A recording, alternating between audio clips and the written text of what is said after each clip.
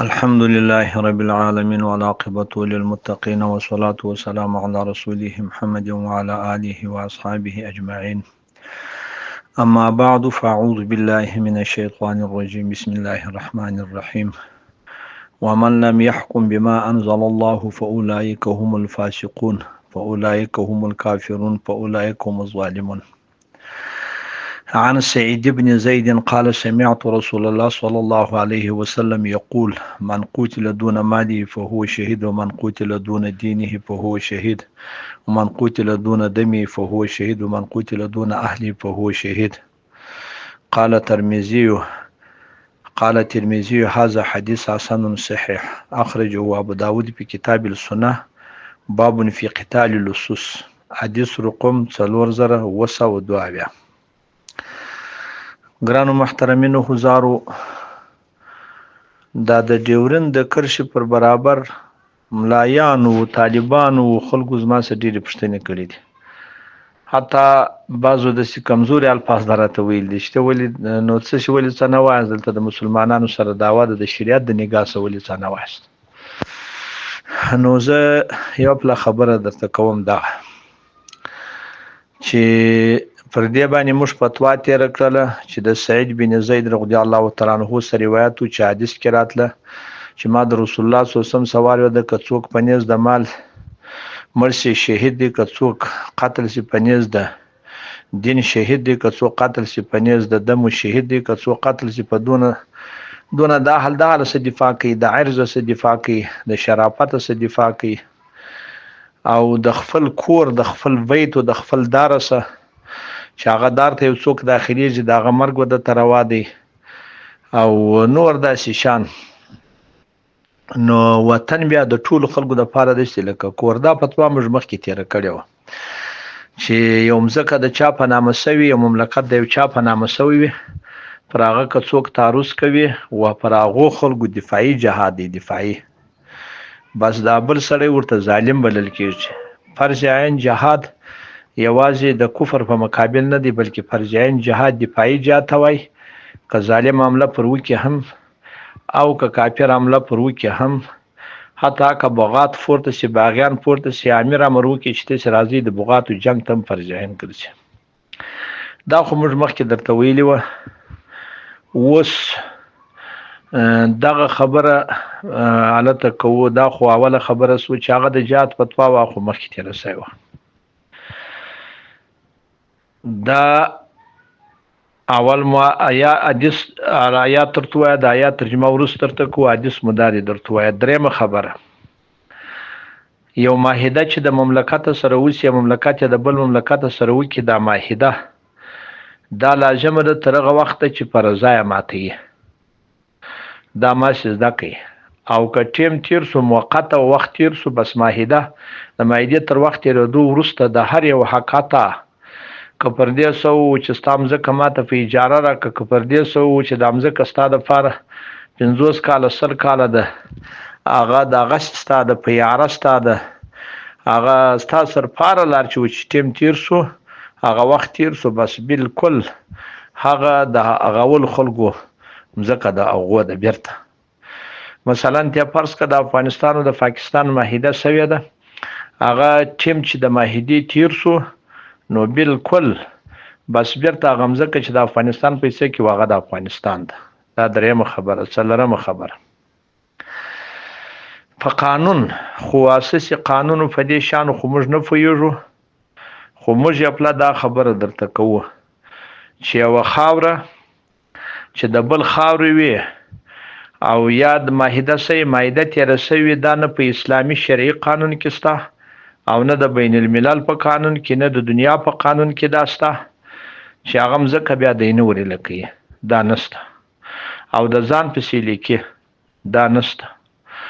دا نه په یوه قانون کې هم نه ده جایز.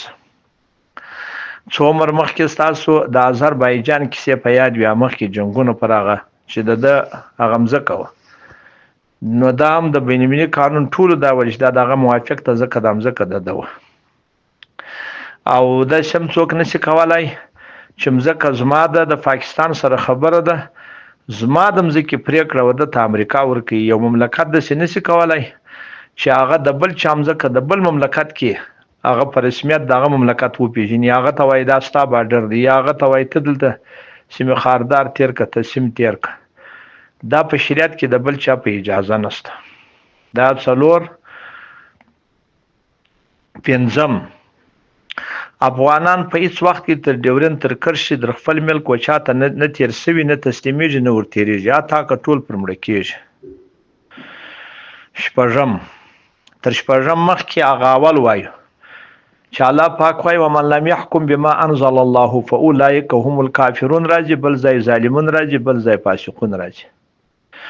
د دې آیات ظاهري ترجمه خو بیخي دا ده چې څوک هغه د خدای قانون نه پلي کوي بس کافر سو، لیکن خو په دې کې د ټولو تفاسیرو په اتفاق د متأخرینو علماو تعویل دی. هغه دا دی که چا حکم نه کاوه په منزل الله، هغه ته سپکاوی کاوه، نعوذ بالله من هغه یعوذ بالله، هغه یې سپک بلی، د هغه تحقیر یې کاوه، په هغه یې استخفاف کاوه، او یا هغه حکم د خدای حکم ضررمن بلی، تاوانی یې بلی، نو بیا دا کافر کېږي. او که داسې نه و د نور مصلحتو په وجه باندې حکم په منزل الله نه کاوه، نور وضعي قانون د اوس قانون یې ایښی و، ګناهکار خو حتمي دی، خو ماسې هغه د کفر څه وځي، نو دا فسق و ظلم ورته حتمي دی، د کفر سم کفر عملی اخیسته سوی دی. که در ولاړ سو سپکاوی یې نه کوه، که سپکاوی د خدای د حکم کاوه، سپک یې بلې، تحقیر یې کاوه، دا خو ډېره خطرناکه خبره د ګرانو محترمینو. دا چې مو د شپږم تر مخه درته وویل نو د خدای په قانون، نو و شپږم درته وایو. باید د دغه مسلې د شریعت پر بنیاد حل وسي، ځکه چې دا دواړه مملکت چې پاکستان دی یا افغانستان دی خو دعوه د اسلام کوي، او پاتې سول مسلمانان خو ډېر پکښې دي. که څه په افغانستان کې شریعت په پاکستان کې دا توره اداره، نور خو نو علما، مدرسې، ښه خلک، ښه انسانان، عام خلک، ښه په سبحان الله بیخي ښه خلک پکښې دي دواړه مملکت. نو ټول هم سره داسې نه کوي چې هغه حکم د الله پرېږدي په هر وخت کې، دا خو یې ده. نو خو باید د دواړو مملکتو د اسلام د واقع باید شرعي قانون ته دواړې غاړې کښېږدي. اووم، زموږ امارت اسلامي چې د افغانستان امارت دی، دا د شریعت څخه هېڅ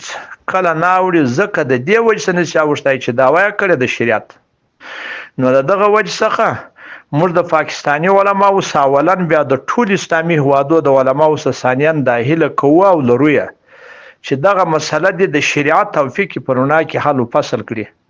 او جنګ د اختلاف مخه دی ونیول سي. او دا مو سخته ګیله د علماو څخه د چې په دغه مسله کې ولې اقدام نه کوي، او ولې فټه خوله ناستي، او بل تر شریعت لوړ نه بل قانون، نه عالی، نه غالب، نه حتمی، نه لازمي بل قانون سته. تاسو ولې شریعت او سره دي چې دلته د شریعت په خلاف یې تویږي، نو ولې بیا دغه شی کارو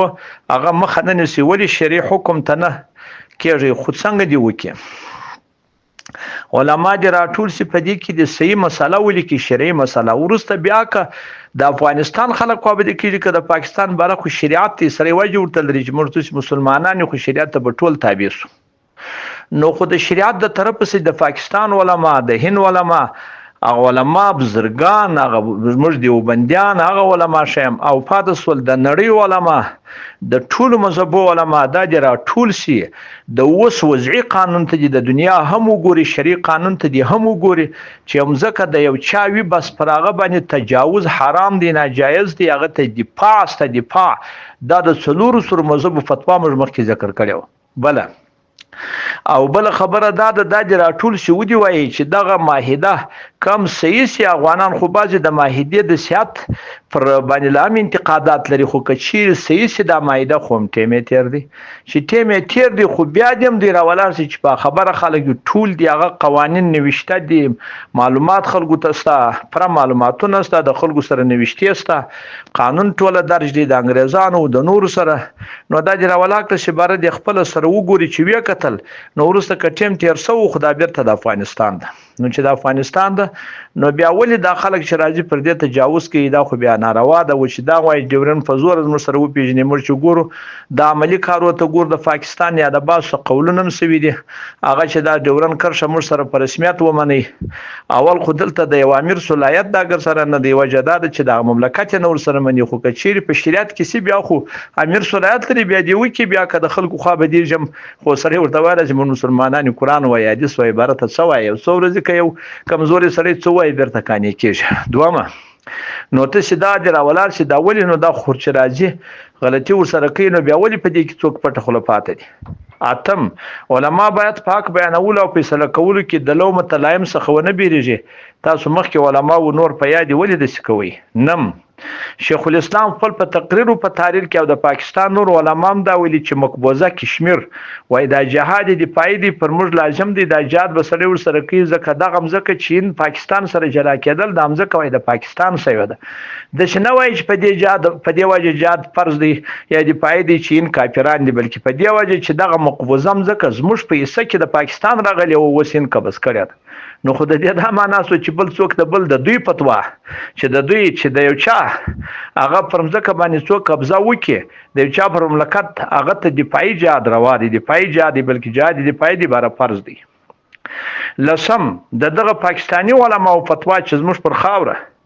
چې د دوی پر خاور پر دغه باندې کشمیر د تجاوز په وجه باندې هغه د جهاد پر زیات وایي دغه موږ وایي که زموږ پر خاوره اوس خدا دې تر ډیورن تر کرښې دی خواته پر موږ بمبارونه کېږي پر موږ باندې شان کېږي دلته خو کل نسته پکښې دا خو موږ مخکې فتوا ورکړې وه کل نسته خبره نسته چې دلته خو جهاد فرض دی دفاعي دی دا خو څوک څه نشي ویلی موږ مخکې پوره فتوا ویلې وه دویمه خبره مو دا کړې چې اوس خو د ډیورن اخواته چې دوی وایي دا مسله د شریعت د فیصلې اساس خو دوی خپله دا ویل چې دغه منطقه زموږ هغه په حصه کې راغلی ده چې معاهده هم صحیح شي خو د معاهدې ټیم تیر دی چې تیر دی نو پر دې خو د سره کښېني علما دې سره کښېني شریف فیصله دې وکړي شریف فیصله تر ټولو لوړه ده تر ټولو اعلی ده ګرانو محترمینو دا چې ما په تمهید مې درته ذکر کړي چې معاهده وخت تیر شي بس بیرته هغه شی هغه اول ته راګرځي دا اسلامي قانون د شریعه دنیا نو په دغه کې د ټول علماء سما در ټول په سیاسي امور موږ افغانستان خپل وزیر خارجه لري خپل خارجي پالیسي لري خپل هر شی لري خو د دوی کار دی دا شری مسله ده چې موږ ډیرو پښتنه کړو موږ در ټول د شری مسله دغه حال دی نو دغه لس تلك 10 كاملة كافية لجواب السائلين عن حدود أفغانستان ومعاهدة أميرها قبل 130 عاما تقریبا دا غدي بیان درته وسو نو په دغه مسله چې سم د مسل خلاص کې دا مهمه مسله د پټول سر تر په صحیح دقت واوري ان شاء الله په خبرو په شان به مسل خلاص والله سبحانه اعلم